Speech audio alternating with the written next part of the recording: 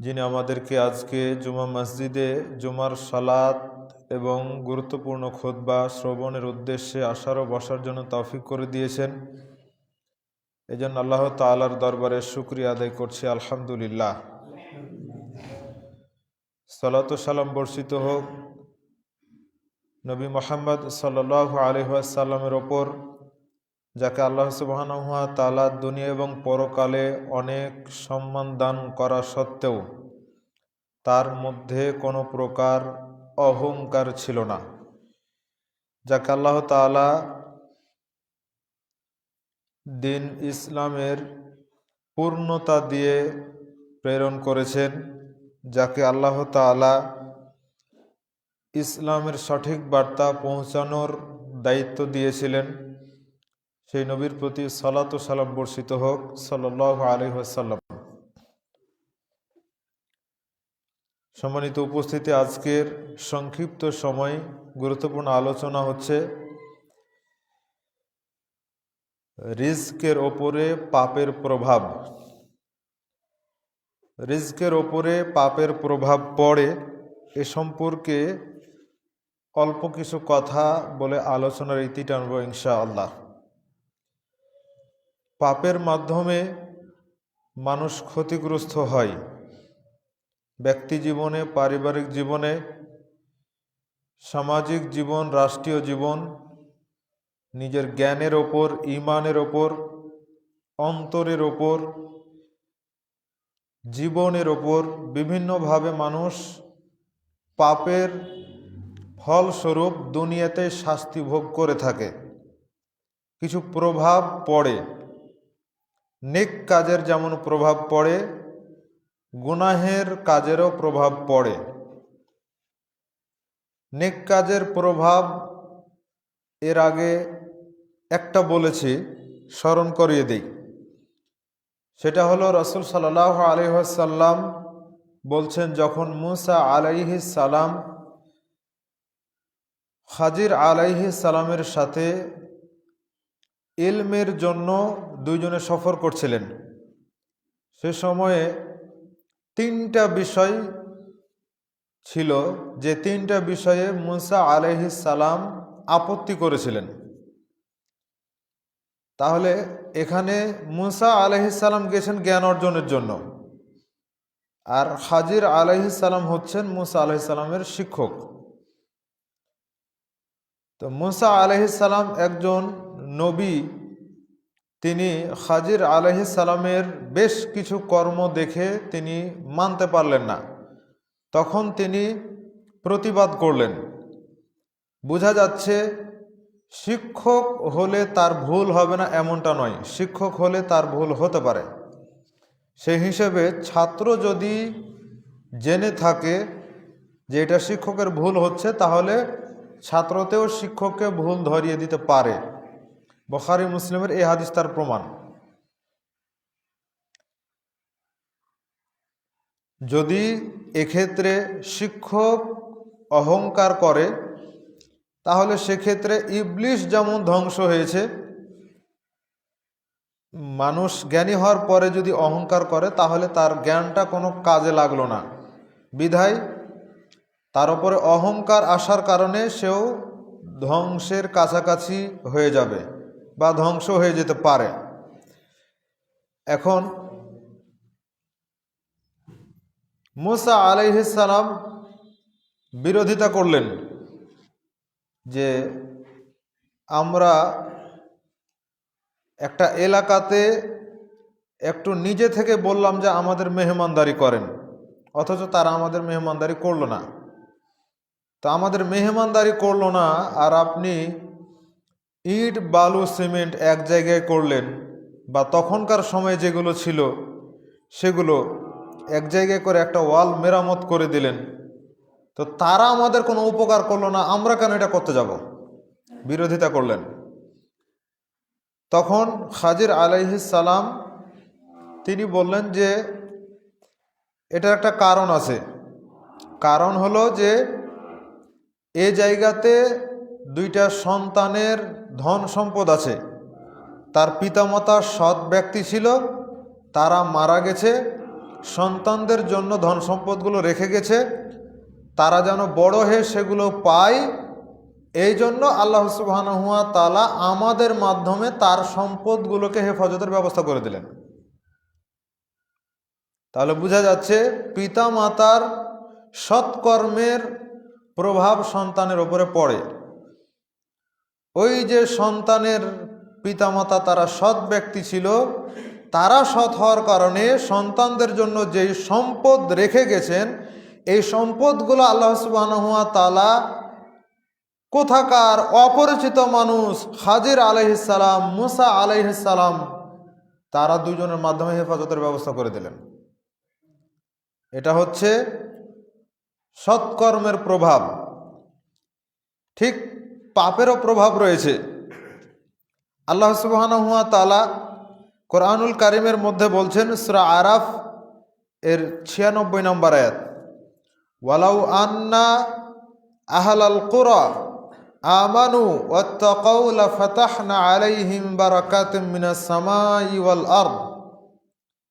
যে জনপদের মানুষ তারা যদি আমার উপরে ঈমান আনতো, তারা যদি আমাকে ভয় করত, লাফাতাহনা আলাইহিম বারাকাতিম মিনাস সামাই ওয়াল আরদ, তাহলে তাদের জন্য আসমান এবং জমিনের সব ধরনের রুজি, সব ধরনের বরকতের দরজা আমি আল্লাহ খুলে দিতাম। তাহলে যদি আল্লাহ সুবহানাহু ওয়া তাআলার পক্ষ থেকে রুজি পেতে চাই, বরকত পেতে চাই, তাহলে আল্লাহ সুবহানাহু ওয়া তাআলার প্রতি ঈমান আনতে হবে, আল্লাহকে ভয় করতে হবে। এটা গেল শর্ত। তা আমাদের প্রশ্ন আসতে পারে যে যারা পাপী মানুষ তারাও তো রিজিক পায়, যারা কাফের মুশরিক, গোটা পৃথিবী তো আজকে তাদেরই দখলে, তাহলে আমরা মুসলিমরা মার খাচ্ছি, আমরা মুসলিমরা অভাব অনটনের মধ্যে দিনাতিপাত করছি, আর তারা দুনিয়া ভোগ করছে। তাহলে এটা কেমন হয়ে গেল না? রুজি এক জিনিস, বরকত আরেক জিনিস। রুজি আল্লাহ সুবহানাহু ওয়া তাআলা সবাইকে দেন, কিন্তু বরকত আল্লাহ সবাইকে দেন না। যারা দুনিয়া কামাই করছে আল্লাহ তাআলা তাদেরকে শুধু দুনিয়াই দিচ্ছেন, পরকাল তাদের নাই। যেমন ওমর রাদিয়াল্লাহু তাআলা আনহু রাসূল সাল্লাল্লাহু আলাইহি ওয়াসাল্লামের কাছে গেলেন, যাওয়ার পরে দেখলেন যে আল্লাহ রাসূল তিনি ওই খেজুরের যেই ডালপালা দিয়ে তৈরি খাট, এই খাটের ওপরে তিনি শুয়ে আছেন। তিনি উঠে বসলেন, আর রাসূল সাল্লাল্লাহু আলাইহি ওয়াসাল্লামের পিঠে দেখা গেল যে ওই ডালপালাগুলো দাগ পড়ে আছে। ওমর রাদিয়াল্লাহু তাআলা আনহু দেখে কাঁদতে লাগলেন যে আল্লাহ রাসূল, দুনিয়াতে কাফের মুশরিকরা তারা এত বিলাসিতা করে সময় পার করছে, আর আপনি হচ্ছেন আল্লাহর সর্বশ্রেষ্ঠ নবী, আপনি হচ্ছেন সর্বশেষ নবী, অথচ আপনার গায়ে এই খাটের দাগ, এই খেজুর পাতার দাগ পড়ে আছে। আল্লাহ রাসূল, আমাকে অনুমতি দেন, একটা তোশক বানিয়ে দিই আমি। রাসূল সাল্লাল্লাহু আলাইহি ওয়াসাল্লাম বললেন, ওমর, দুনিয়া তো আমাদের জন্য না।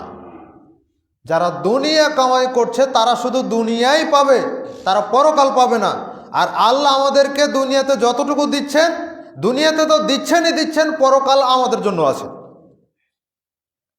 মূলত যারা মুসলিম তাদের জন্য দুনিয়া এবং পরকাল, আর যারা অমুসলিম, যারা কাফের, যারা মুশরিক, তাদের জন্য শুধু দুনিয়া। বর্তমানে নেট জগৎকে যারা পরিচালনা করছে তারা হচ্ছে ইহুদি খ্রিস্টান। দুনিয়ার যত কিছু আবিষ্কার করা হচ্ছে, মোবাইল টেলিফোন থেকে শুরু করে দুনিয়াবি যত কিছু, তার অধিকাংশই হচ্ছে ইহুদি খ্রিস্টানদের। তো এগুলো দিয়ে তারা দুনিয়া কামাই করছে। মোবাইল আবিষ্কার তাদের, সিম আবিষ্কার তাদের, নেট জগৎ আবিষ্কার তাদের, ফেসবুক বলেন, ইউটিউব বলেন, টুইটার বলেন, আরও যত কিছু রয়েছে এগুলো সব তাদের। এগুলো আবিষ্কার করে, এগুলো পরিচালনা করে তারা ইনকাম করছে, তারা দুনিয়াতে এগুলো ভোগ করছে। তারা ঘুমিয়ে ঘুমিয়ে ইনকাম করে। যে ফেসবুক আবিষ্কার করেছে, ফেসবুক মাঝে মধ্যে আপডেট দেয়, নতুন কিছু নিয়ে আসে, আর কোনো কাজ নাই। যে মোবাইল সিম এগুলো পরিচালনা করছে, সব কিছু দিয়ে দিয়েছে আপনাকে আমাকে, আপনি আমি তাদের ফাঁদে পড়ে দুনিয়াকে অনুসন্ধান করার জন্য চেষ্টা করছি, আর তারা ঘুমিয়ে ঘুমিয়ে টাকা ইনকাম করছে। আপনি আমি দিনে কয় টাকা ইনকাম করি, অথচ তারা সেকেন্ডে সেকেন্ডে কোটি কোটি টাকা ইনকাম করে, সেকেন্ডে কোটি টাকা ইনকাম করে এই সমস্ত মানুষগুলো। তো এগুলোর মধ্যে হালাল পাওয়া তো খুব কঠিন। তো যেখানে হালাল নাই সেখানে তো বরকতও পাওয়া যাবে না, যেখানে হারাম আছে সেখানে তো আরাম নাই। সে হারাম অর্থ দিয়ে দুনিয়া পাওয়া যেতে পারে, পরকাল পাওয়া যাবে না। ভারতের সবচেয়ে বড় ধনী মুকেশ আম্বানি, তার যেমন বাড়ি, বিশাল বাড়ি, তার যেমন চলাফেরা, তার যেমন পোশাকাদি, সব হচ্ছে দুনিয়াবি কারবার। শুধু লাখ লাখ টাকা না, আরও অনেক টাকার অর্থ দিয়ে এগুলো কেনা। এর আগে একবার কখন যেন বলেছিলাম তাদের বিষয়ে, যে যেই টয়লেটের মধ্যে তারা পায়খানা করে, সে টয়লেটের যে প্যান, এটাই লক্ষাধিক টাকা দামের তারা ব্যবহার করে। যেই কাপে করে চা খাই, সেই চা, এক কাপ চা খাই, সেটা শুধু হাজার হাজার নয়, লক্ষের কাছাকাছি টাকা এক কাপ চায়ের দাম। যেই পানিটা পান করা হয়, আপনি আমি জমজমের পানি যদি পাই তো সেটাকে অনেক সৌভাগ্যের মনে করি, কোরআন সুন্নাহ অনুযায়ী সেটা আসলেই তাই। কিন্তু মুকেশ আম্বানি, তার স্ত্রী, তারা যেই পানিটা পান করে, এটা হচ্ছে স্বর্ণের নির্যাস। এখান থেকে নির্গত হওয়া সেই পানিটা পান করে, লক্ষাধিক টাকার, কোটি কোটি টাকার এই ক্রয় করা পানি, এটা খায় শুধুমাত্র নিজের যৌবনকে ধরে রাখার জন্য। যৌবনকে হয়তো ধরে রাখতে পারবে, কিন্তু মৃত্যুকে আটকানো এত সহজ নয়, কখনোই সম্ভব নয়। জীবনকে ধরে রাখা সহজ নয়, যৌবনকে ধরে রাখা হয়তো সাময়িক সময়ের জন্য সহজ হতে পারে। তাহলে যারা দুনিয়া কামাই করছে তারা শুধু দুনিয়াই পাচ্ছে। এই অবস্থায় যদি মারা যায়, থাকার জায়গা হবে জাহান্নাম। মুকেশ আম্বানি অমুসলিম, যদি এই অবস্থায় মারা যায়, তার থাকার জায়গা হবে জাহান্নাম। যদি ইসলাম গ্রহণ করার সুযোগ পাই, যদি ইসলাম গ্রহণ করে, তাহলে সেক্ষেত্রে আল্লাহ সুবহানাহু ওয়া তাআলা তাকে ক্ষমা করতে পারেন, তার আমলের উপর ভিত্তি করে, আল্লাহ সুবহানাহু ওয়া তাআলার দয়ার বিষয়। কিন্তু রিজকের ওপরে পাপের প্রভাব পড়ে, এটা আপনাকে আমি দেখাবো কিভাবে সেটা হয়। আল্লাহ সুবহানাহু ওয়া তাআলা শর্ত করে দিলেন যে আল্লাহ জমিন এবং আসমানে যত বরকতের দরজা আছে সবগুলো খুলে দেবেন ঈমানদারদের জন্য, তাকওয়াশীল বান্দাদের জন্য, যারা আল্লাহর প্রতি ঈমান আনবে। আরও যত বিষয় রয়েছে ঈমানের, সবগুলোর প্রতি ঈমান আনবে, আর আল্লাহ সুবহানাহু ওয়া তাআলাকে ভয় করবে, তাদেরকে আল্লাহ সুবহানাহু ওয়া তাআলা জমিন এবং আসমানের বরকতের যত দরজা আছে সবগুলো আল্লাহ তাআলা খুলে দিবেন। এটা হচ্ছে ঈমানদারদের জন্য, তাকওয়াশীল ব্যক্তিদের জন্য।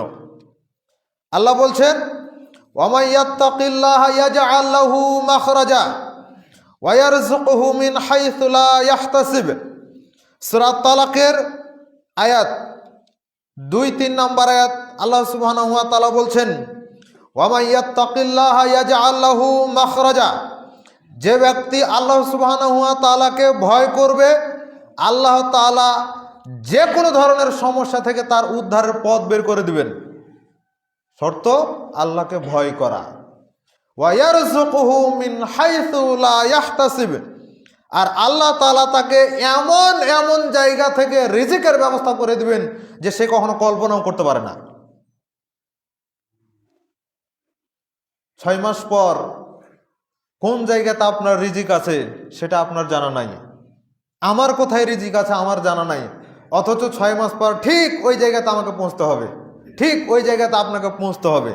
অথচ 6 মাস আগে থেকে কেন কোনোদিনই আপনার কল্পনাতে আসেনি যে ওখানে আমার রিজিক আছে, ওই জায়গা থেকে আমি ইনকাম করব, ওই জায়গাতে আমি 2 মুঠো ভাত খাবো, 1 টুকরা মাংস খাবো, এটা আপনার কখনো কল্পনাতেও আসেনি।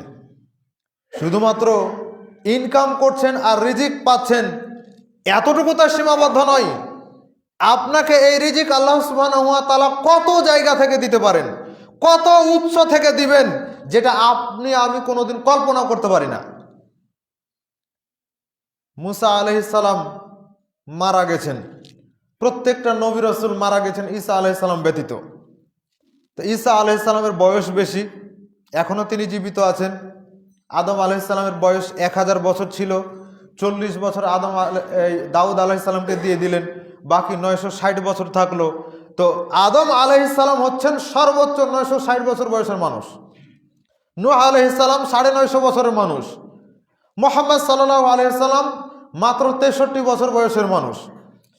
বয়স আস্তে আস্তে কমে আসছে, কিন্তু ঈসা আলাইহিস সালাম একজন নবী যাকে আল্লাহ তাআলা উঠিয়ে নিয়েছেন 33 বছর বয়সে, কিন্তু এখন পর্যন্ত তিনি দ্বিতীয় আসমানে জীবিত অবস্থায় আছেন। তিনি আবার যখন দুনিয়ায় আসবেন তখন মায়ের পেটে শিশু যেমন আসে সেইভাবে তিনি আসবেন এমনটা নয়, বরঞ্চ 2 জন ফেরেশতার কাঁধের ওপরে ভর করে একটা মসজিদের মিনারে তিনি নামবেন। এটা হচ্ছে ঈসা আলাইহিস সালামের অবতরণ কিয়ামতের আগ মুহূর্তে। তো ঈসা আলাইহিস সালাম যেভাবে উঠেছেন সেভাবেই আছেন, আবার ওভাবেই তিনি আসবেন। বয়সের দিক দিয়ে যদি গণনা করি সমস্ত নবী রাসূলের চাইতে, সমস্ত মানুষের চাইতে ঈসা আলাইহিস সালামের বয়স বেশি। আমাদের দিক থেকে যদি, দুনিয়াবি দিক থেকে যদি আমরা তার বয়স গণনা করি তাহলে আল্লাহ সুবহানাহু ওয়া তাআলা তো তাকে রিজিক দিয়ে রেখেছেন, তিনি তো ওখানে থেকেও খেতে পাচ্ছেন। প্রত্যেক নবী রাসূল কবরের মধ্যে জীবিত আছে। একটু দেখেন তো কার মোবাইল। প্রত্যেক নবী রাসূল কবরের মধ্যে জীবিত রয়েছেন, কবরের মধ্যে জীবিত থাকা অবস্থায় তারা সালাত আদায় করেন। যদি এটা গায়েবের বিষয়, নবী সাল্লাল্লাহু আলাইহি ওয়াসাল্লাম মেরাজে যাওয়ার সময় দেখেছেন, তিনি বলেছেন এতটুকুই বললাম। তাহলে জীবিত অবস্থায় থাকলে তো খাবার লাগে, এটাও আল্লাহ সুবহানাহু ওয়া তাআলা ব্যবস্থা করে রেখেছেন ওই নবী রাসূলদের জন্য। মুসা আলাইহিস সালাম এর সময়, সম্ভবত মুসা আলাইহিস সালামের সময় একজন ব্যক্তিকে তিনি মৃত মানুষ তাকে তিনি জীবিত করলেন। তো জীবিত করলেন করে জিজ্ঞাসা করছেন যে কতদিন আগে মারা গেছে তুমি? না তো এতদিন আগে। কি খেয়েছো? এই খেয়েছি। যা কিছু করেছে সব কিছু বলে দিচ্ছে। এত কিছু সব আল্লাহ সুবহানাহু ওয়া তাআলা রিজিকের ব্যবস্থা করে রাখেন। স্বাভাবিক মুমিন ব্যক্তি যদি মারা যায় তাহলে সে ব্যক্তির কি হবে?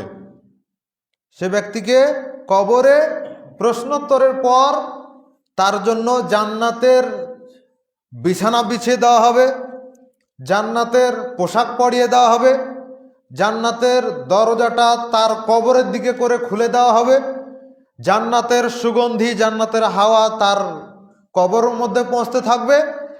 জান্নাতে গেলে যেরকম ভাবে সে নাজ নিয়ামত ভোগ করত, এখন কবর থেকেই জান্নাতের সব কিছু সে পেতে থাকবে।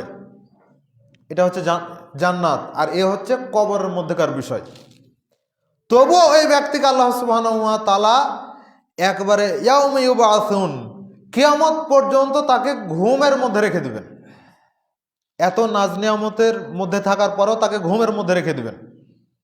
আর যে ব্যক্তি কাফের মুশরিক পাপী গুনাহগার অবস্থায় মারা যাবে কিন্তু আল্লাহ তাকে ক্ষমা করেননি, এমন যদি হয় তাহলে সে ব্যক্তিকে কবরের মধ্যে প্রশ্নোত্তরের পরে সে থাকবে জীবিত অবস্থায়, মৃত্যু মানে একেবারে কিয়ামত পর্যন্ত তার উপরে আযাব চলতেই থাকবে, চলতেই থাকবে। তো ওখানে তার যে জাহান্নামের খাবার সেগুলো সে ভোগ করবে। তো বলছিলাম আল্লাহ সুবহানাহু ওয়া তাআলা বান্দাকে রিজিক দেন, বান্দাকে আল্লাহ সুবহানাহু ওয়া তাআলা রিজিক দেন। আমরা যে প্রশ্নে ছিলাম যে আল্লাহ সুবহানাহু ওয়া তাআলা কাফের মুশরিক সবাইকে তো দেন, তো কেন দেন? সবাইকে দেওয়ার কারণ হচ্ছে রাসূল সাল্লাল্লাহু আলাইহি ওয়াসাল্লাম বলছেন, লাউ কানাতিদ দুনিয়া তাআদিলু ইনদাল্লাহি জানাহা বাউদা। আল্লাহ সুবহানাহু ওয়া তাআলার কাছে এই পৃথিবীর মূল্য একটা মাছির ডানার সমপরিমাণও নাই। এই জন্য আল্লাহ তাআলা সারা পৃথিবীর মানুষকে রিজিক দিয়ে থাকেন। কাফের মুশরিককেও দেন, ভালো মানুষকেও দেন। যদি পৃথিবীর কোনো দাম আল্লাহর কাছে থাকতো তাহলে আল্লাহ শুধু মুমিনদেরকেই রিজিক দিতেন, কোনো কাফের মুশরিককে রিজিক দিতেন না। এক ঢোক পানি পান করার সময় আল্লাহ সুবহানাহু ওয়া তাআলা ও টুটি চিপে ধরতেন যে আমার দুনিয়াতে বসবাস করো আর তুমি আমাকে মানো না, অথচ তুমি আমার দেওয়া নিয়ামত এই পানি ভোগ করছো, এটা কিভাবে হয়? এটা তুমি ভোগ করতে পাবে না। আল্লাহ সুবহানাহু ওয়া তাআলা টুটি চিপে ধরতেন। কিন্তু আল্লাহর কাছে এই দুনিয়ার দাম একটা মাছির ডানার সমপরিমাণ নাই, যার কারণে আল্লাহ সুবহানাহু ওয়া তাআলা এটা করেন না, সবাইকে ছাড় দিয়ে রেখেছেন, সবাইকে আল্লাহ তাআলা ছাড় দিয়ে রেখেছেন।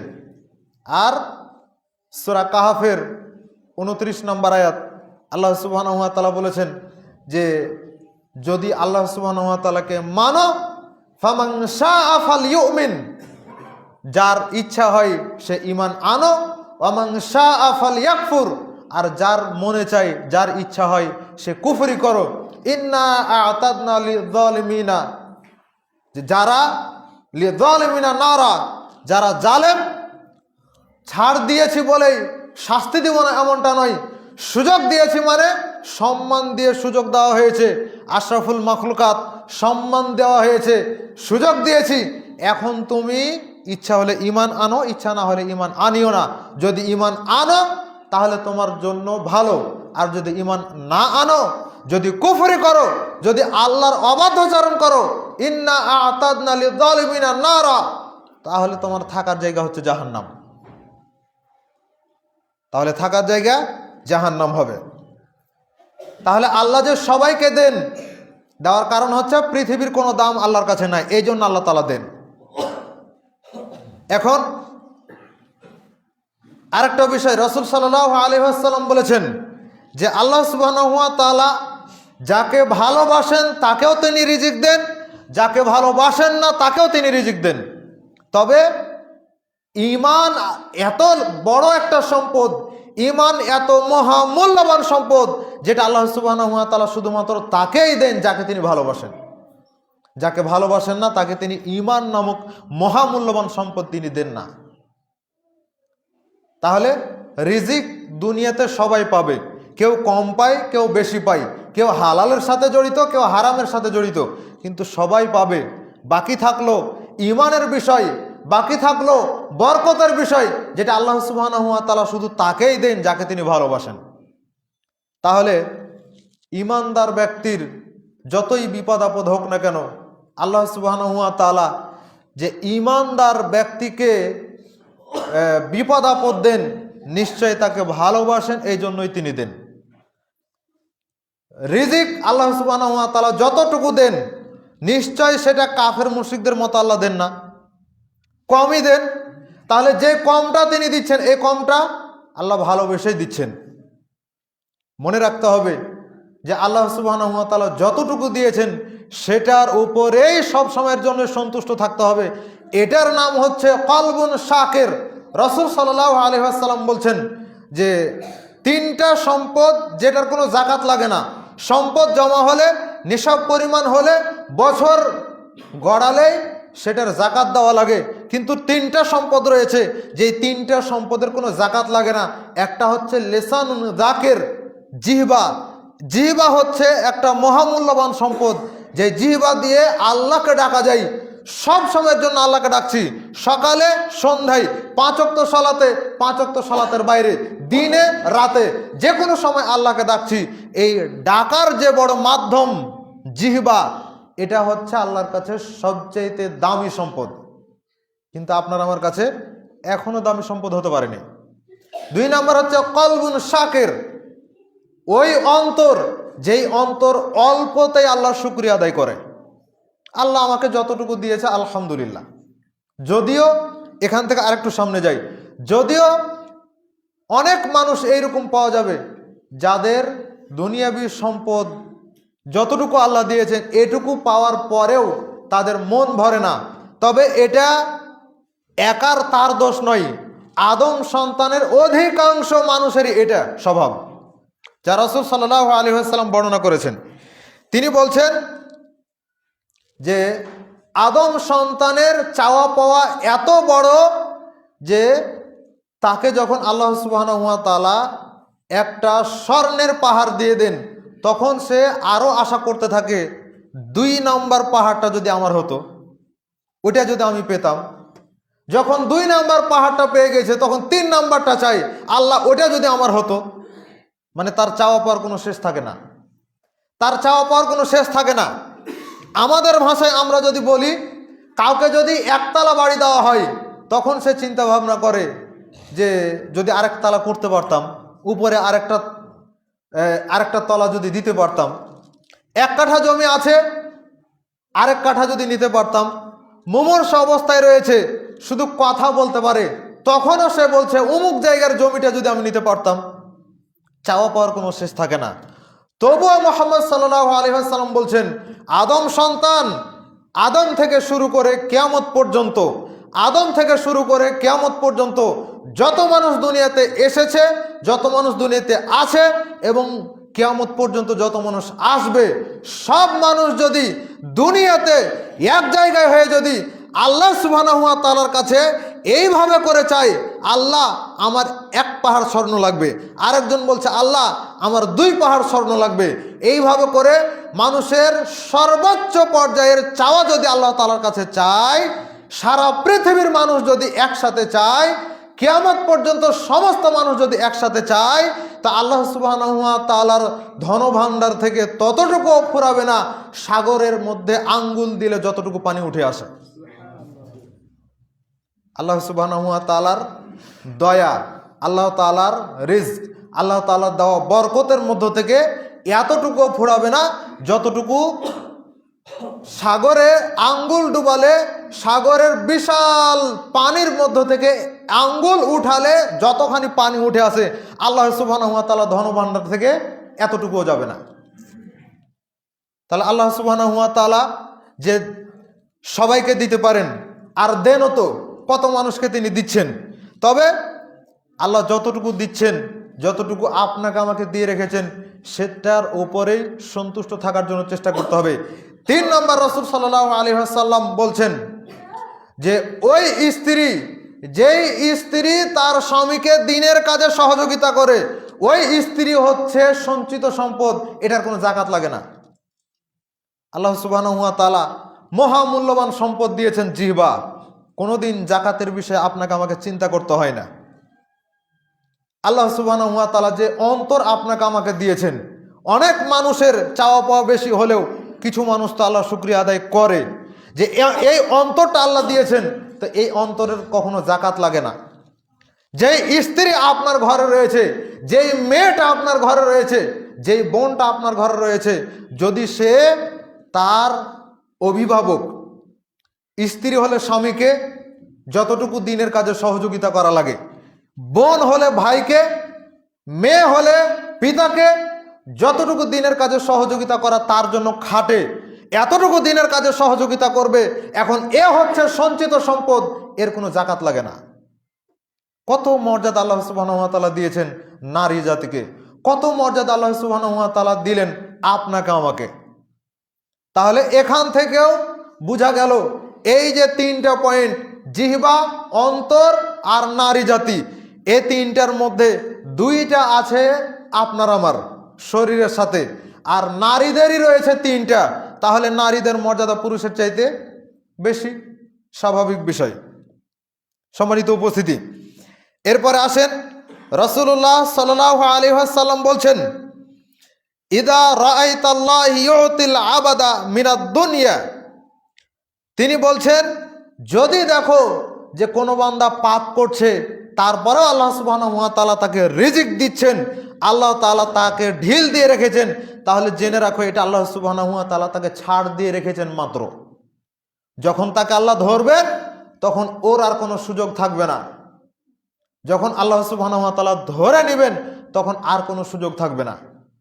বঁড়শি দিয়ে মাছ মারেন, তো বঁড়শিতে খাবার দিয়ে রেখেছেন, এখন মাছ এসে দেখছে টুপ করে নিয়ে চলে যাচ্ছে, ওকে ছাড় দেওয়া আছে, কিন্তু যখন ও নিতে গিয়ে ওর গলায় বঁড়শিটা আটকে গেছে তখন আর সুযোগ নাই বের হয়ে আসার, তখন ওকে মালিকের কাছে যেতেই হবে।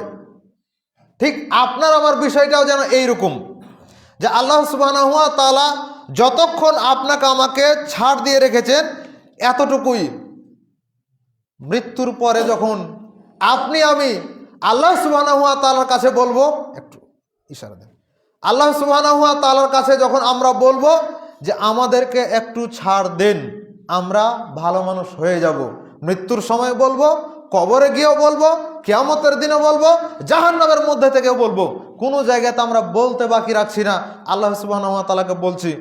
তো এই যে এতবার যে বলছি, মৃত্যুর সময় থেকে শুরু করে জাহান্নাম পর্যন্ত প্রত্যেকটা জায়গাতে আল্লাহকে বলছি, আল্লাহ আমাকে আবার দুনিয়াতে পাঠান, আমি একটু ভালো মানুষ হয়ে যাব, আমি ভালো কাজ করব। আল্লাহকে যে এতবার বললাম, তো আল্লাহ বলছেন যে বান্দা তুমি এই এতবার আমাকে বলছো, দুনিয়াতে যদি সামান্য একটু যদি আমাকে মেনে চলতে তাহলে কিন্তু আর এই আফসোসটা করা লাগতো না, তাই না?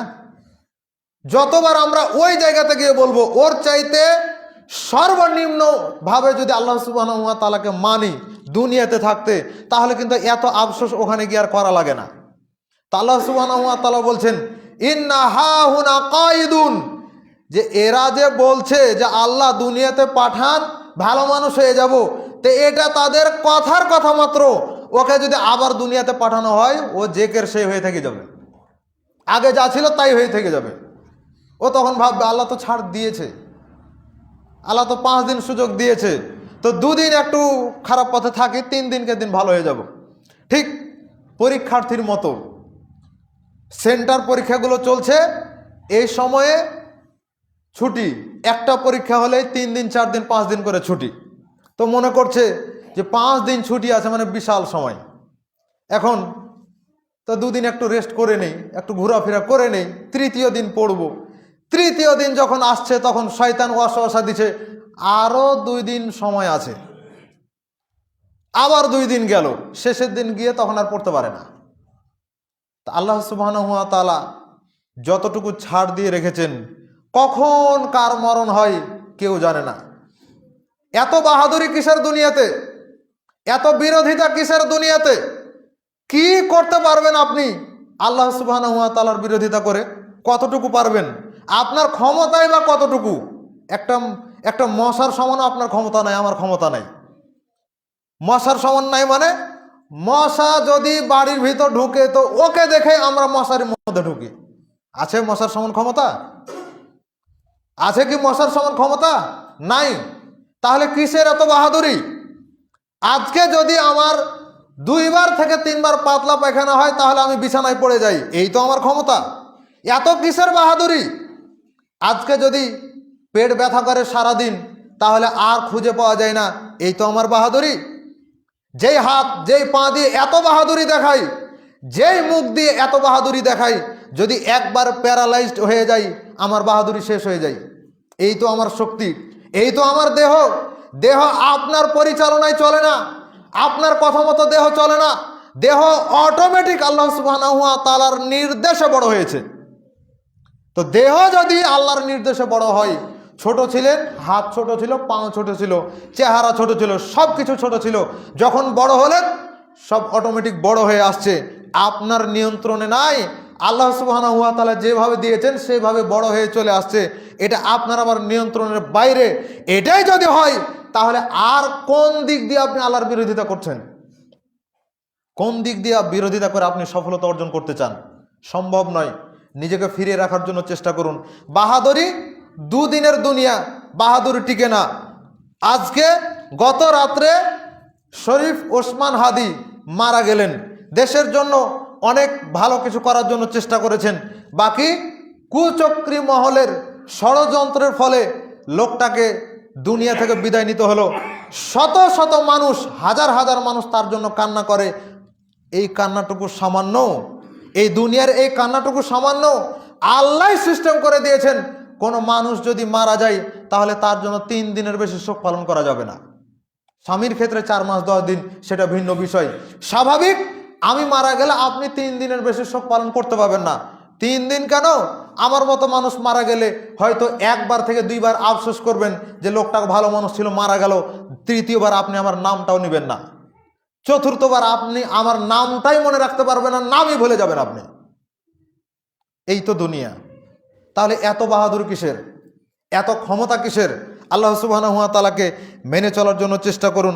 আল্লাহ সুবহানাহু ওয়া তাআলা আমাদেরকে কবুল করে নিন, আমিন। সম্মানিত উপস্থিতি, খাবারের ক্ষেত্রে আল্লাহ সুবহানাহু ওয়া তাআলা কিভাবে বরকত দিয়ে থাকেন তার 2-1টা বিষয় আপনার সামনে না বললেই নয়। আল্লাহ সুবহানাহু ওয়া তাআলা আমাদের জন্য সিস্টেম করে রেখেছেন। আগে বলেছি, এখন আবার বলে নিচ্ছি, তাকওয়ার মাধ্যমে রিজিক পাওয়া যায়, আল্লাহকে ভয় করার মাধ্যমে রিজিক পাওয়া যায়। তাহলে যদি কেউ আল্লাহকে ভয় না করে, আল্লাহ সুবহানাহু ওয়া তাআলা তাকে রিজিক দিবেন না। আপনি আমি মনে করছি যে আমার তো আর খাবার আটকে নাই, আমার ব্যাংকে আছে এত লাখ টাকা, আমার জমি আছে এতগুলো, আমার ধন সম্পদ আছে অনেক, আমার রিজিক তো আটকে নাই। তো যে যতগুলো আপনি সংরক্ষণ করে রেখেছেন, যে কোনো মুহূর্তে এগুলো ধ্বংস হয়ে যেতে পারে। তো যেটা আপনার হাতেই নাই, সেটা আবার কেমনভাবে আপনার রিজিক হলো? সেটা আবার কেমনভাবে আপনার রিজিক হলো? সম্মানিত উপস্থিতি, আল্লাহ সুবহানাহু ওয়া তাআলা রিজিক বলে উল্লেখ করেছেন। রাসূল সাল্লাল্লাহু আলাইহি ওয়াসাল্লাম বলেছেন, যেটা তুমি খাচ্ছ সেটা তোমার রিজিক, আর যেটা তুমি পরিধান করছো সেটা তোমার রিজিক, আর যেটুকু তুমি দান করছো সেটা তোমার পরকালে জমা হচ্ছে, আর যেগুলো তুমি রেখে চলে যাচ্ছ সেগুলো সব ওয়ারিসদের, একটাও নিজের নাই। তাহলে যেটা খাচ্ছি সেটা রিজিক, যেটা পরিধান করছি সেটাও রিজিক। তাহলে রিজিক কিন্তু শুধুমাত্র খাদ্যদ্রব্য, টাকা পয়সা এতটুকুতে সীমাবদ্ধ নয়। রিজিক মানে আল্লাহ সুবহানাহু ওয়া তাআলা আমাকে সুস্থ রেখেছেন, এটা হচ্ছে রিজিক। আল্লাহ সুবহানাহু ওয়া তাআলা আমাকে কয়েকটা সন্তান দিয়েছেন, এটা হচ্ছে রিজিক। আল্লাহ তাআলা আমাকে একটা বাড়ি করার তৌফিক দিয়েছেন, এটা হচ্ছে রিজিক। আল্লাহ সুবহানাহু ওয়া তাআলা আমাকে স্ত্রী দিয়েছেন, এটা হচ্ছে রিজিক। আল্লাহ সুবহানাহু ওয়া তাআলা আমার পরিবার দিয়েছেন, এটা হচ্ছে রিজিক। কত দিক থেকে রিজিক নেবেন আপনি? যার সন্তানাদি নাই, তার মানে সন্তানের ক্ষেত্রে যেটা রিজিক, সন্তানের যেটা রিজিক সেটা থেকে সে বঞ্চিত। খালি টাকা পয়সা থাকলে রিজিক হয় না, শুধুমাত্র জমি থাকলে রিজিক হয় না, অর্থ সম্পদ থাকলে রিজিক হয় না। সন্তান যার নাই সে রিজিক থেকে বঞ্চিত। এত টাকা পয়সা ইনকাম করে সারাদিনে, আর পুরো মাসে এত টাকা ইনকাম করে, অথচ মাস শেষ হওয়ার পরে দেখা যায় বেতন পেল, সাথে সাথে সবকে পরিশোধ করতে করতে পরিশোধ করতেই পারলো না, দেনা হয়ে থেকে গেল, ঋণ কর্য হয়ে থেকে গেল। আবার মাস শুরু করলো, আবার মাস শেষ হতে হতে আবার দেনা। তো ও কি রিজিক পায়? ওর কি এটা পূর্ণ রিজিক হলো? রিজিক হলো না। লাখ লাখ টাকা ইনকাম করছেন, কিন্তু এটা ইনকাম করার সত্ত্বেও আল্লাহ সুবহানাহু ওয়া তাআলা এমন এমন বিপদ আপনার উপরে চাপিয়ে দিচ্ছেন। অধিকাংশ বিপদগুলো হয়ে থাকে পাপের কারণে, আপনার আমার পাপের কারণে। আল্লাহ সুবহানাহু ওয়া তাআলা বলেছেন, যাহারাল ফাসাদু ফিল বাররি ওয়াল বাহরি বিমা কাসাবাত আইদিন নাস। যত জলে এবং স্থলে যত ধরনের বিপদ আপদ তোমরা দেখতে পাও, এগুলো সব হচ্ছে নিজেদের হাতের কামাই। আল্লাহ বলেছেন, ওয়ামা আসাবাকুম মিন মুসিবাতিন ফাবিমা কাসাবাত আইদিকুম ওয়া ইয়াফু আন কাসীর। তোমরা যত ধরনের বিপদ দেখতে পাও, এগুলো সবই হচ্ছে তোমাদের হাতের কামাই, তবে আল্লাহ সুবহানাহু ওয়া তাআলা অনেক মানুষকে ক্ষমাও করে দেন। বিপদ হয়ে থাকে 2টা কারণে, একটা হচ্ছে পাপের কারণে, আর একটা হচ্ছে মুমিন বান্দাদেরকে আল্লাহ সুবহানাহু ওয়া তাআলা বিপদের মাধ্যমে পরীক্ষা করে থাকেন। কারো খুবই বিপদ হচ্ছে, তো আপনাকে খারাপ ধারণা করার দরকার নাই যে ওর পাপ বেশি তাই এরকম বিপদ হচ্ছে, অন্তত পজিটিভ ধারণা রাখেন। আপনি অন্যের ব্যাপারে পজিটিভ ধারণা রাখবেন যে আল্লাহ সুবহানাহু ওয়া তাআলা হয়তো তাকে পরীক্ষা করছেন, আর তাকে দেখলে আপনি একটা দোয়া পাঠ করবেন। ওই দোয়া আপনাকে মুখস্থ করতে হবে। হিসনুল মুসলিমের মধ্যে দোয়া পাওয়া যায়, আইনে রাসূল দোয়া অধ্যায়ের মধ্যে দোয়া রয়েছে, আমার লেখা যে বই রয়েছে সে বইয়ের মধ্যে দোয়া রয়েছে। এই দোয়া মুখস্থ করতে হবে। আর আপনি নিজের ক্ষেত্রে সবসময় পজিটিভ হতে হবে না। আপনার ক্ষেত্রে আপনি ধারণা করেন হয়তো আল্লাহ সুবহানাহু ওয়া তাআলা আমার পাপের কারণে আমাকে বিপদ আপদ দিচ্ছেন, অথবা আমাকে পরীক্ষা করার কারণে আল্লাহ সুবহানাহু ওয়া তাআলা আমাকে বিপদ আপদ দিচ্ছেন। আল্লাহর কাছে চাইতে থাকেন, আল্লাহ আমার গুনাহ ক্ষমা করেন, বিপদ মুক্ত করেন। আল্লাহ আমাকে বিপদ মুক্ত করেন, এমন কোনো বিপদ দিয়েন না যেই বিপদ আমি বহন করতে পারবো না। আল্লাহ এমন বিপদ দিয়ে পরীক্ষা করিয়েন না যেই পরীক্ষাতে আমি পাস করতে পারবো না। এইভাবে আল্লাহ সুবহানাহু ওয়া তাআলার কাছে চাইতে হবে। সম্মানিত উপস্থিতি, এরপরে আসেন কিভাবে করে বরকত লাভ করবেন।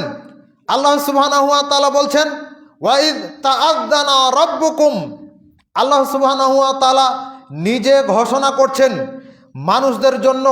প্রতিপালক বলছেন, লা ইন শাকারতুম লা আযীদান্নাকুম, যদি তোমরা শুকরিয়া আদায় করো তাহলে আমি তোমাদের সব ধরনের নিয়ামতকে বাড়িয়ে দেব। শুকরিয়া আদায় করলে আল্লাহ নিয়ামত বাড়াবেন। ওয়ালা ইন কাফারতুম, আর যদি তোমরা কুফরি করো, ইন্না আযাবি লাশাদীদ, তাহলে জেনে রাখো আল্লাহ সুবহানাহু ওয়া তাআলার শাস্তি হচ্ছে খুব কঠিন। আল্লাহ দুনিয়াতেও শাস্তি দিবেন, পরকালেও শাস্তি দিবেন। শাস্তি এখনো বুঝেননি। সারাদিন আপনার রুটিন হয়ে থাকে আলেমের বিরোধিতা করা, সারাদিন রুটিন হয়ে থাকে কিভাবে মসজিদটা ভাঙা যায়। বাংলাদেশে চলে না যে মসজিদগুলো যারা ভাঙছে, কোনো অমুসলিম বাংলাদেশের মধ্যে মসজিদ ভেঙেছে দেখেছেন? এটা যদি না দেখে থাকেন তাহলে মুখ দিয়ে কেন বের হয় না, অন্তর দিয়ে কেন স্বীকার করতে পারেন না যে যারা মসজিদগুলো ভাঙছে এক শ্রেণীর মুসলিম নামধারী দাবিদার, এ সমস্ত মানুষগুলো মসজিদ ভাঙছে, তো এরা আবার কিসের মুসলিম? এগুলো তারা করে, আর তারাও নাকি নিজেদেরকে ইমানদার দাবি করে। সব সময় আপনার রুটিন হয়ে থাকে, ওষুধ খাওয়ার যেমন রুটিন হয়ে থাকে, খাবারের আগে একটা, খাবারের পরে একটা, দিনে একটা, রাতে একটা, সকালে একটা, বিকেলে একটা, এটা যেমন একটা রুটিন হয়ে থাকে, আলেম ওলামার বিরোধিতা করা আপনারও রুটিনে পরিণত হয়েছে, মসজিদের বিরোধিতা করা আপনারও রুটিনে পরিণত হয়েছে, বাংলাদেশের হকপন্থীদের মাহফিল প্রোগ্রামগুলো বন্ধ করা আপনার রুটিনে পরিণত হয়েছে। এগুলো করেন আর বিভিন্ন অস্ত্র দিয়ে আলেমদের প্রতি আঘাত করেন। বাংলাদেশের মধ্যে মনে করা হয় চরমনাই পীর হচ্ছে হক্কানি পীর। গত কয়েকদিন আগে রাজশাহী বাঘাতে একটা আহলুল হাদিসদের মাহফিলে প্রধান বক্তার উপরে একটা অস্ত্র দিয়ে আঘাত করা হলো। চরমনাইয়ের এই সন্ত্রাসীগুলো এই কাজ করেছে। বাংলাদেশের নাকি এগুলো হক্কানি। বাংলাদেশের এই হক্কানি মানুষগুলো আহলে হাদিসের উপর আঘাত করেছে। আহলে হাদিসরা কি জলে ভেসে এসেছে? আহলে হাদিসরা কি উড়ে এসে জুড়ে বসেছে? আহলে হাদিসরা কি মুসলমান নয়? কেন এরকম ভাবে আঘাত করা হবে? কেন এই আঘাতগুলো করা হয়? কেন মসজিদের ওপর আঘাত করা হবে? কেন আলেমদের ওপর আঘাত করা হবে? নিজের সম্মান নিজে বুঝেন, আলেমদের সম্মান কেন বুঝেন না? আপনার জানাজা ওই মানুষটাই পড়বে যে মানুষটার বিরোধিতা আপনি সারাদিন সারা রাত করেন।